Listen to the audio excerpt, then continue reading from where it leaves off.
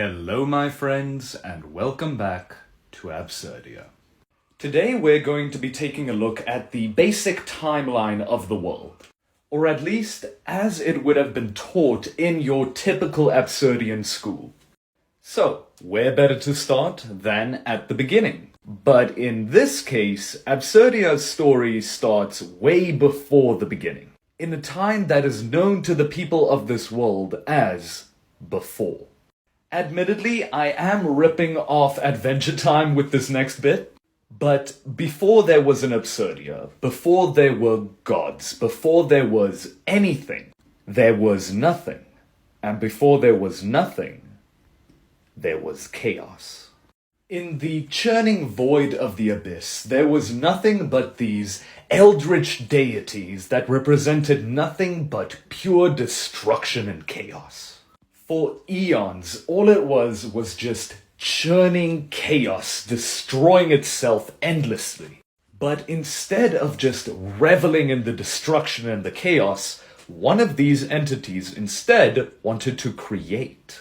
And so it is that the goddess Etheria found her own portion of the cosmos in which to create her own world.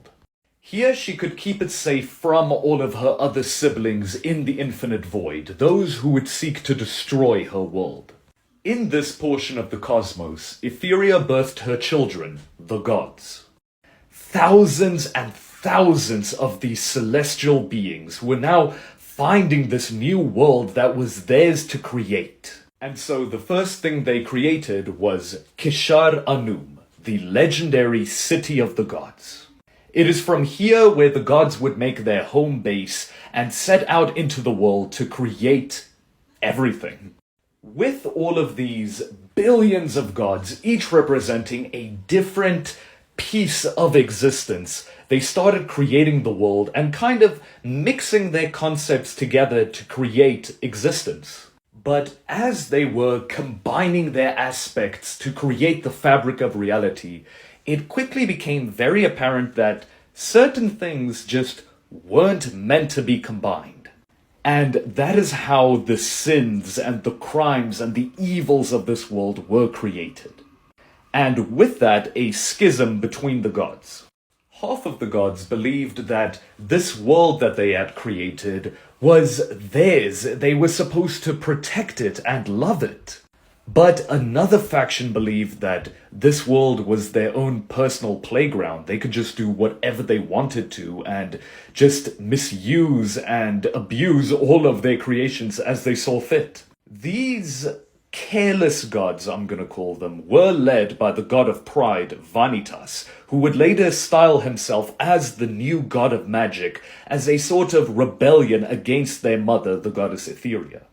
When Vanitas and his followers were going to leave Kishar Anum, he was stopped by a lone goddess trying to stop all of this conflict. That goddess would be Lucaria. Vanitas, in his great pride and arrogance, struck down Lucaria and so invited death into the world.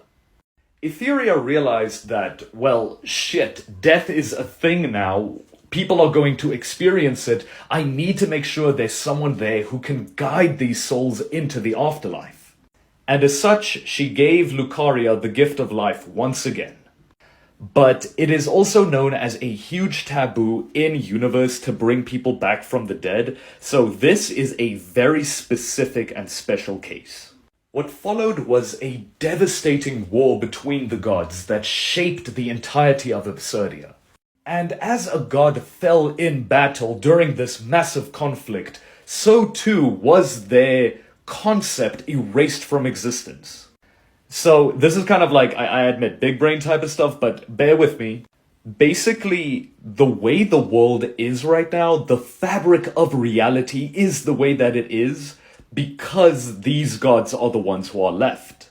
If any of the gods who are left after this war had died, or any of those who had died had survived instead, the very fabric of reality and the way we experience the world would just be completely different. Now, there are a few stories that I can cover about this war. One of my favorites that I want to cover would be about the two gods of war, Bjornfried and Furiosa, but more on that another time. After eons of war, Vanitas and his forces were finally defeated and sent into hiding. But now the gods had to deal with the fallout of this massive war, and they had to help their creations flourish in this new world scarred by conflict. But this video is getting a little bit long, so we will be covering that in the next one. Stay tuned, my friends!